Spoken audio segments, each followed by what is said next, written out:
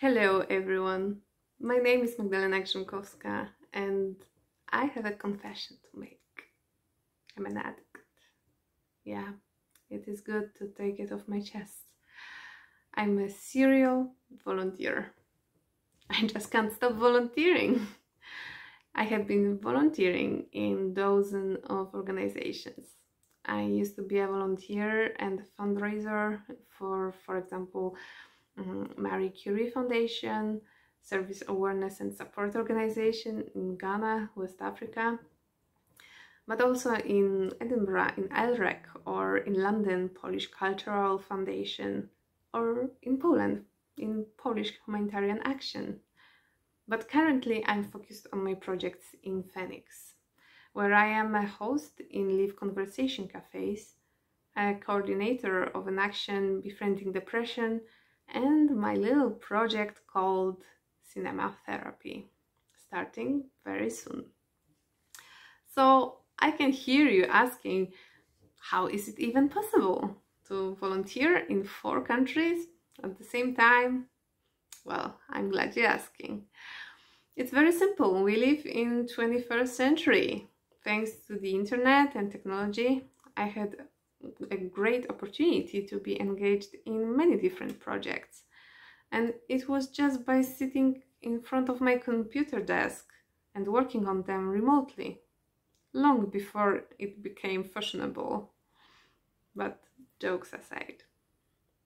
Phoenix is an organization supporting mental health of Edinburgh residents.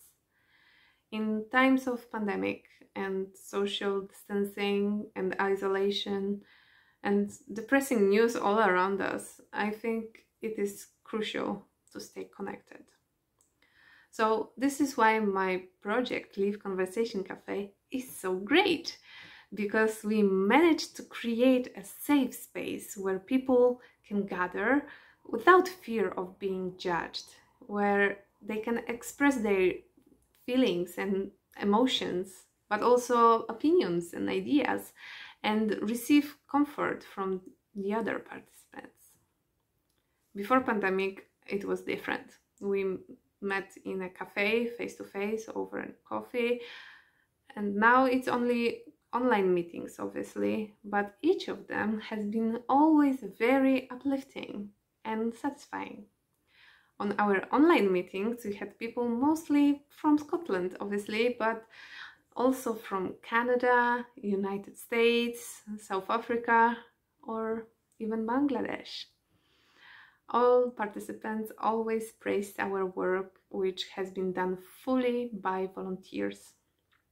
Participants told us it is a really nice distraction for them, as well as a great chance for them to learn new things and meet other people.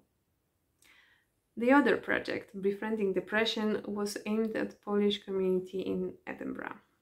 But again, thanks to the technology, we could spread the word further. So people were joining us from London, Manchester, Glasgow, Birmingham, and many other cities all over Great Britain. How splendid is that? And who was our participants? Partially, they were people struggling themselves with depression and anxiety. Part of them were looking for a piece of advice for their beloved ones. But most of them, 95%, were satisfied with the program and extremely grateful for all the effort we made. We received only positive feedback on how informative and helpful our webinars were. It made me believe that sky is the limit. I always thought that motivations behind volunteering must be pure and totally altruistic.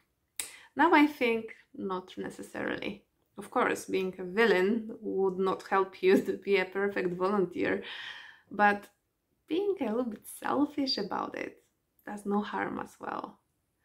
As a volunteer, you can and you should get something out of your work, because it is a work.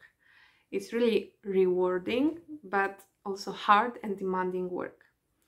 If you don't take it seriously, you probably have done it wrong. When you volunteer, you use all of your assets, your time, your skills, your abilities, your knowledge, or all of them. And you have to be paid off, because otherwise probably you get bored or daunted quickly. Your currency can be gaining new skills, getting more experience or self-confidence, or making new friends, or all of them. And at the same time you are helping others. Isn't the thing that you can do in your free time? So in the beginning I said I'm an addict, but it's a good addiction. If you stop it, you will miss it quickly, and it is good for you, and it is contagious, like laughing out loud. I recently listened to the podcast where journalist Celeste Headley said that people always wave back. So why don't we see people on the streets waving at strangers? Because someone has to start. It might feel embarrassing or unreasonable to do it for the first time, but after a few times, when you see people smiling and waving back, and you start to believe that maybe you just made someone's day, it feels incredibly good. I think it is very alike when you volunteer. So I believe if we all start waving at people, we can make this world a better place. So will you wave back? Thank you very much.